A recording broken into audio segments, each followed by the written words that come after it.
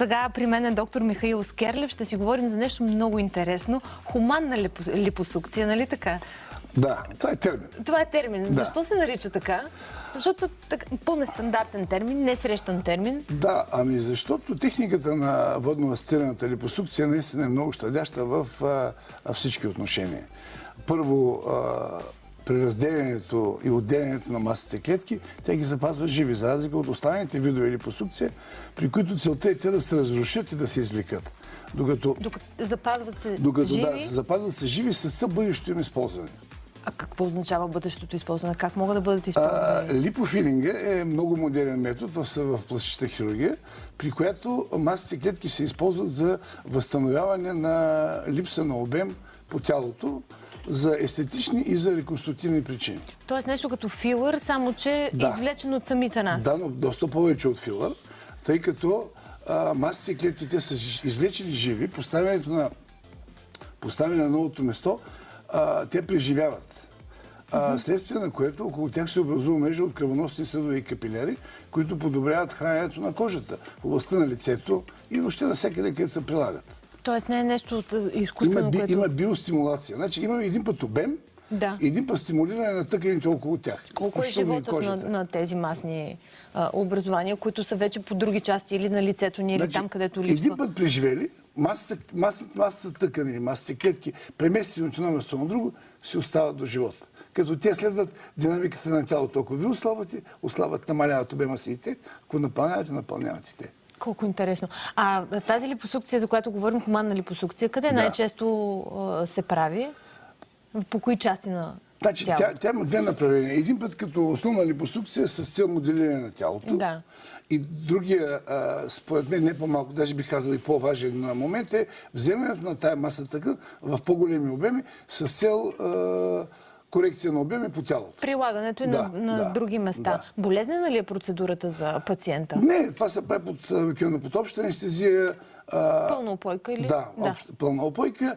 Метода на работа е такъв, че тази водна струя, тя разбива, но щади тъканите. Да. И травмата върху тъканите е много по-малка в сравнение с другите видове липосукции. А възможно ли е след време да се възвърне то в още по-голям обем, там откъдето е премахната мазнината? Масните клетки са складови клетки. Те не се размножават. Имаме един обем, който се развива вътреутробно и до 16-та година, но по принцип стационарен обем. Премахнато от дадено место, те не се появяват там. Тоест, една жена, на която се махнати бричовете, типично место, точно така. Колкото и да напълне, бричове няма да се образуват. Бричове няма да има. Значи те може да натрупва на други места. Премахването от дадена зона, примерно кореми или бричове, ще натрупва на ръце, на гръб, на други места. Но там, където е махната, практически няма да натрупа, не може да се образуват на ново. А махането на масните образования, да речем от бричове или от корем, могат ли по един и същи начин да бъдат използвани за други части, за запълване на други части? Да, масата да си е масата. Едни и същи са, няма разлика в, как да кажа, конструкцията. Има публикации напоследък, даже наскоро се прочетох в списание, че от определени места масата преживява по-добре. Но това в момента е все още... А приема ли се примерно добре от лицето? Да, разбира се. Техниката на поставяне на инжектиране на масата тъкан трябва да бъде такава, че масата тъкан се поставя на много тънки нишки, за да може тези клетки, на които им е взето кръвообращението и кръвоснабдяването всъщност, да могат в началото да се хранят по метода на дифузия на хранителни вещества и кислород, а следствие в тях прорастват и капиляри, които вече ги фиксират на место, вкореняват се. Има ли, да речем, пациенти, при които вие казвате, че това не може да се случи, не е добре да се прави, или всеки един би могъл да се подложи на такава процедура? Всеки един би могъл да се подложи на такава процедура. Съществуват някои заболявания, при които става атрофия, най-често лицето, болестта на Ромберг, ако се не лъжа, при които става атрофия на лице.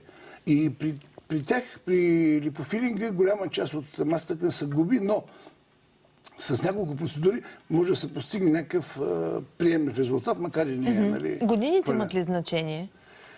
Не бих казал. Единствената разлика е, че кръвоснабдяването на тъканите се влошава с годините и оттам инжектирането на тая тъкан води до по-голям процент неприхващане, т.е. по-голям процент загуба, защото не е целият процент масата, която инжектираме, успяват да се това в момента е